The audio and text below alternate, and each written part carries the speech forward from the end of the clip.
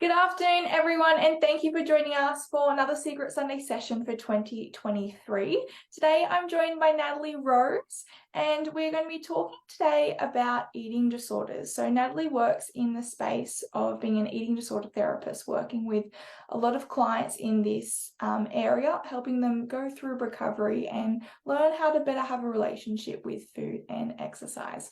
So to kick us off, like always, before we get into a lot of the details surrounding eating disorders, Natalie, I'm going to throw over to you. For those people that don't know, who are you and what is it that you do with yourself?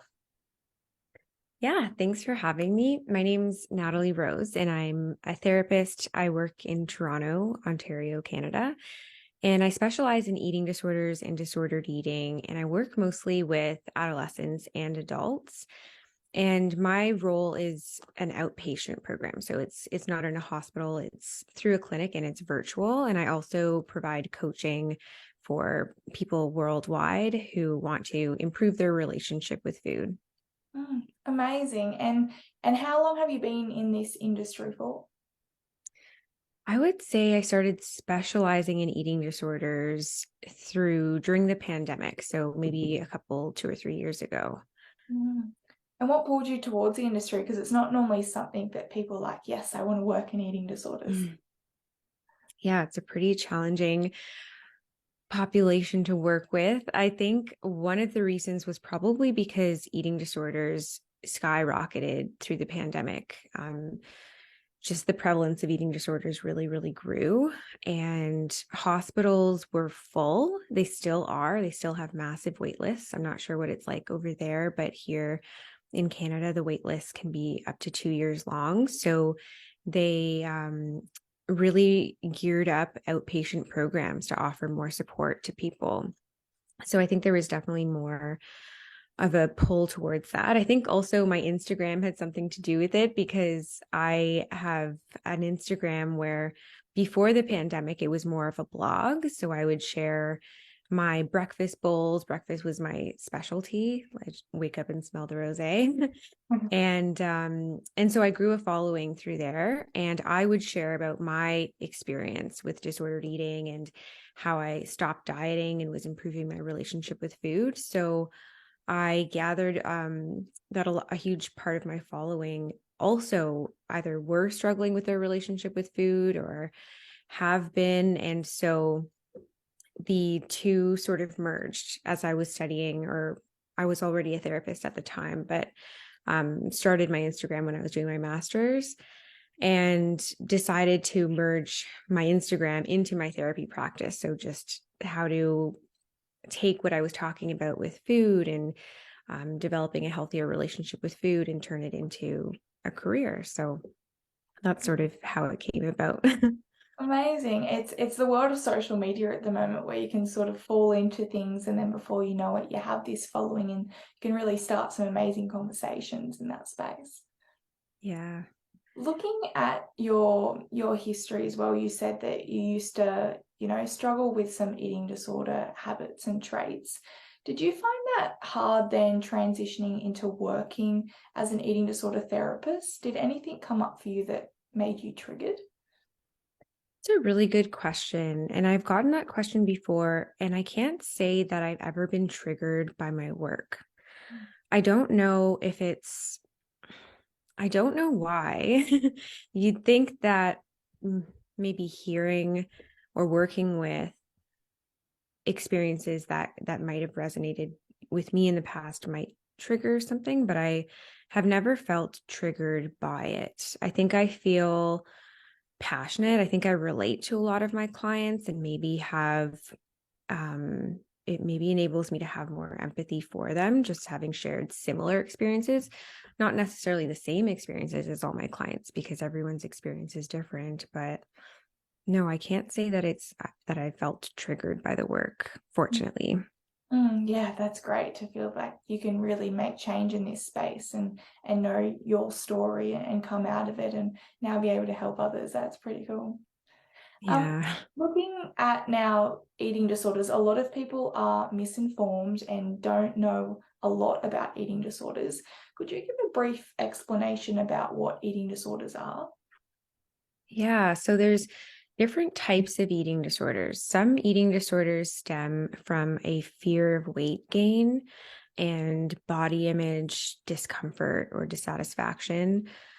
Some eating disorders have nothing to do with the urge to control weight that way. Sometimes eating disorders are more related to hypersensitivities. So sensitivities to taste, smell, texture, where it's difficult to ingest foods, and then that can result in malnutrition.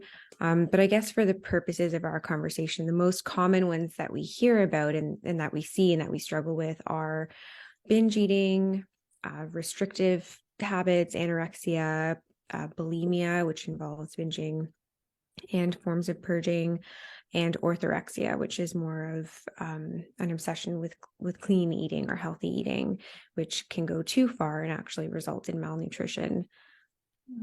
Yeah, it's crazy the terms that you hear about today and how we are more aware about what eating disorders are and the different categories and what you can fall into. And a lot of people, there still is so much misinformation out there. And unfortunately, there is a concept that does come with eating disorders in the community that sometimes people with eating disorders are seen to be attention seekers. Why do you think people think that? I think that it's hard for someone who isn't experiencing an eating disorder to understand really the function of an eating disorder and how it really distorts your perception of things, of food and of your body. A lot of eating disorder behaviors do function as a way to seek connection with others. So rather than attention seeking, I would sort of label it more as connection seeking.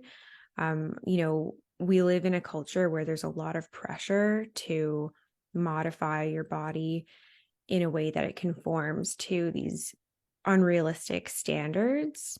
And we're told that if we conform and we abide by those standards, that we will be more respectable, admired, worthy, and loved and cared for. So it really, to me, it makes a lot of sense why someone would be engaging in behaviors to lower their body weight if they're really being fed the message that equates to success and well-being.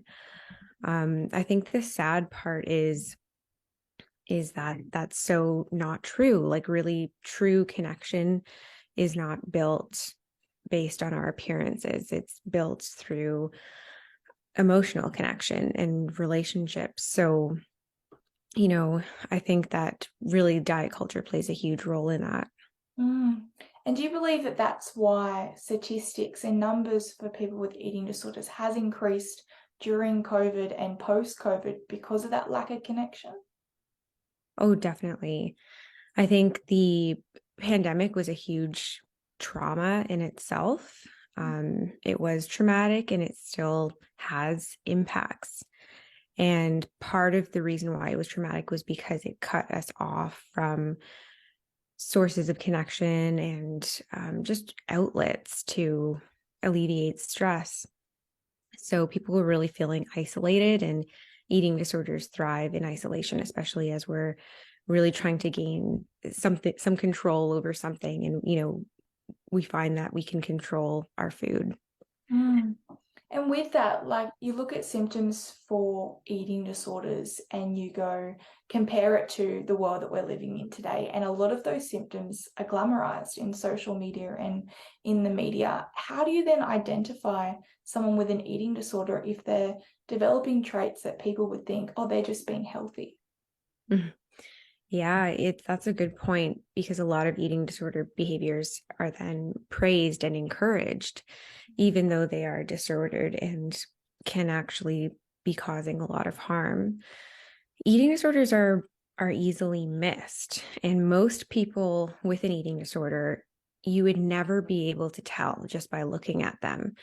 They even get by medical doctors, right? Like, say an athlete comes in and they look toned and fit and healthy, and they're doing their sport or exercising enormous amounts, and everything medically says that it's okay. Like sometimes you might see low heart rate or something like that, and a doctor might just say, oh, it's because they're an athlete, like that's expected.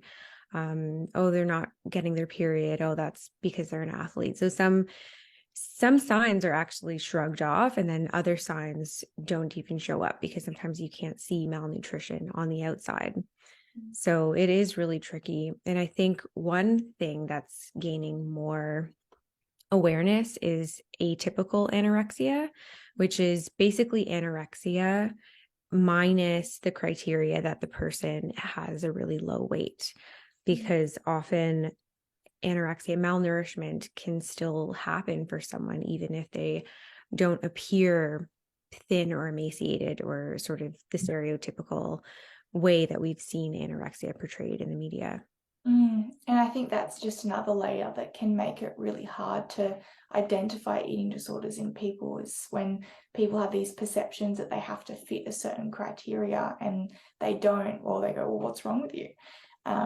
So yeah, it's a really difficult space. But looking at then, if we go into treatment, there are so many different treatments out there, and we sort of know that every person is different and we need individualized support for someone with an eating disorder. But what are the common treatments that someone can go and seek if they have an eating disorder?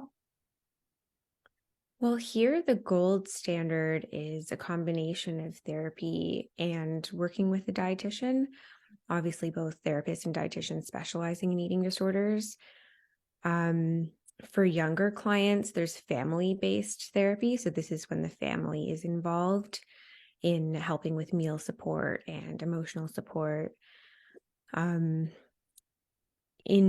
treatments are well, that's the tricky part because the criteria is often very strict. So they have to filter it out somehow, I guess, because there's so much demand for inpatient treatments. So they will often filter it through BMI. So if you don't have a low BMI, you may not get accepted in. And that's sort of something else that invalidates a person's need for support, which is really an unfortunate thing.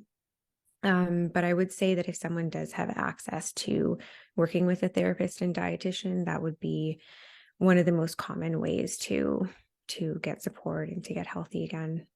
And in your practice, and obviously in Toronto, do you find that these treatments are working for people with eating disorders? Yeah, we've had a lot of success, especially out of the clinic that I work with. We have an eating disorder program. So the requirements are that a client is working with a therapist and a dietitian. And depending on their age and their circumstances, their parents or their caregivers or loved ones can attend workshops that help them learn how to support the client. And they also get medically monitored every week to month, just to make sure that as they're recovering, they're also healthy medical wise, as we can't determine that just as an outpatient program. And you were mentioning before that there are a lot of wait lists, and unfortunately here in Australia there are as well. Why do you think that's the case? Are there more cases of people with eating disorders? Are there not enough staff? What's going on? I think both. I think there's definitely the cases have risen over the pandemic, and there must be understaffed and just have not enough programs. I'm still sort of new to that area as well, of learning of, the different types of hospital programs and inpatient programs, but it does seem like it's really challenging for clients to get access. And even as well, you hear about the relapse rates, and they seem quite high. How can someone with an eating disorder continue to fall back into old patterns? Like, why does relapse occur?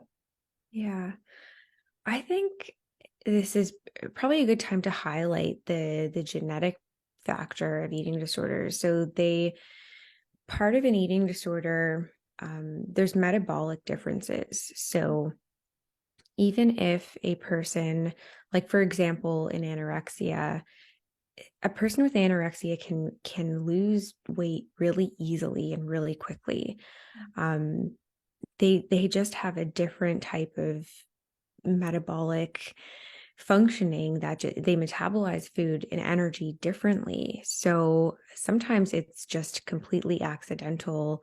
Um, they might be just going back to their typical, whether it's exercise or a sport that they were enjoying, and during times of stress, maybe forgetting to eat or just not eating enough. And then it kind of builds up and just quickly, like almost it feels like they can lose weight or experience a caloric deficit overnight. Like it just can happen so easily. And that's kind of the scary part. Not to say that you can't fully recover from anorexia, but it does require a lot of maintenance. And I also think something that's missed is that often when clients are discharged from the hospital program, they may not have ongoing access to therapy and support. So they may be released prematurely. There's a lot of different reasons, but you're right, there is a high relapse rate for eating disorders. And you look at that and you look, say, for example, with someone with anorexia, that if they going to go back into an environment where they can lose weight really quickly, how can they prevent that and prevent from going down that relapse road? I think developing a really comprehensive plan, um, a plan of how to slowly incorporate exercise and movement back into their life while making sure that they're adequately nourishing themselves. And maybe that plan will involve regular follow-ups with the clinician. And for some clients, that might involve weighing as well. I know that's also kind of a tricky topic in eating disorders, whether to weigh or not, but sometimes it is a method of preventing a relapse. Because what happens in the brain with someone with an eating disorder? Because a lot of people have this mindset of, just eat it, just eat the food, or just stop eating, stop binging. And I know it's not as simple as that. What is happening? What is the illness-based thing doing inside the brain of a person with an eating disorder? Mm-hmm. They've done a lot more research on anorexia, which is probably why I'll talk about anorexia more in this sense. But so the differences are sensory sensitivities and neurotransmission. So basically, a person with anorexia might actually feel more at ease in their body when they are restricting or eating less. Whether that's sensitivities, like they can feel the food in their bodies more acutely than the average person, or eating creates more intrusive thoughts about food. So it's almost easier for them, like it's more comfortable for them to not eat than it is to eat. It's they call it's like an unsettled biology, meaning that by eating more, they're experiencing more anxiety and more distress in their bodies. So restriction is like a form of emotion regulation, essentially. And so the idea in recovery is to rewire that, like to reverse that. But it can be difficult because sometimes it's just the way that their body functions. Like that's what's going on in their brains and in their bodies.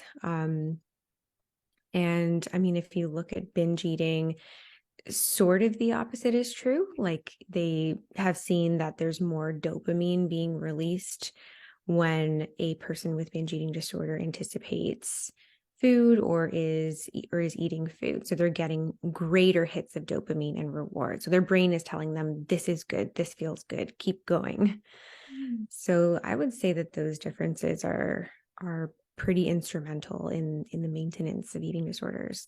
And looking at in that perspective, you can see why when something comes up for someone or someone is put into a stressful situation, how they then turn to eating disorders to cope and to get through whatever that they're feeling. especially Mhm. when it may come to, binge eating if they need that hit of dopamine to really cope and escape for what they're feeling. Exactly. And another thing too is the effects of starvation make it very hard to eat Mm. again because there are many psychological and physical effects of starvation. So this can be just from chronic dieting or chronically undereating. Um, you might experience digestive issues, which then make it uncomfortable to eat more. Another thing is the effects of malnutrition can kind of cause like what we like to call a switch in your brain. It's like a switch is flicked where now every food choice or every choice about a new behavior is seen through a very fearful lens. So it's not rational, it's not logical, it's because I have been in starvation mode for so long, my brain is now afraid of challenging myself to new and different things in foods. So putting stuff in my body, putting more food in my body is scary. And Mm. it's like, creating these feelings of fear and anxiety that make it really difficult to eat. Mm. And of all illnesses, your treatment plan is the food, and that is the one thing that you're fearful. Exactly. I mean, like it Yeah. must, and that's the thing coming through recovery, you build up so much strength then on the outside because you're constantly facing your fears every day because you have to eat during recovery. And I think looking at food as well as the treatment, especially in particular with anorexia, what is the nutritional standards do you believe in your practice and what you're seeing? Is there sort of a one sort of size fits all in terms of recovery with food, or is it very individual? I wouldn't say that there's a one size fits all, but there is an approach that we use that seems to be very effective. And it's called the plate by plate approach, which means that every meal includes um, all three macronutrients, so protein, fats, and carbohydrates. And if you can, you're adding juice or milk or dairy, which has been, studies have shown that that has really aided in the weight restoration process. So we do recommend that eating regularly is often one of the first steps. So avoiding going longer than 3 or 4 hours without eating. So usually it's 3 by 3. So 3 meals a day and 3 snacks a day. And that's typically what we're trying to work up to in the initial stages of recovery. Mm. Amazing. And with recovery, there is a certain point where people generally restore their weight or are restoring their weight, and they put on a lot of fluid, like fluid retention is sometimes what people describe it as. And at Mm-hmm. that point, people generally want to go, all right, I want to give up now because they put on a lot of weight and sometimes their body shape starts to change. Mm-hmm. Why should they keep on going, and why is it important for their body to keep on pushing through that instead of going backwards? Yeah, you're so right. It's the uncomfortable part of the healing process. I think what we like to say at that point is that they're not quite on the other side of it yet. And so there's a very strong pull to, it's almost like the closer you get to getting rid of the eating disorder, the harder it fights back because it doesn't want to go away. So the eating disorder at that time will be pulling for any reasons to quit. This is uncomfortable. You look bad. Your body is, horrible thoughts and feelings. So we really just try to encourage that this is a temporary phase of discomfort. And after pushing through that, we usually then get to do more body image work as well. Weight restoration, usually we encourage that to happen before body image work, just because when you're weight restored, you have a clearer perception of your body as well. Mm. Whereas when you're underweight or malnutritioned, your perception of your body is quite distorted. So we usually encourage clients just to keep pushing through and not letting the eating disorder, fight back in that sense.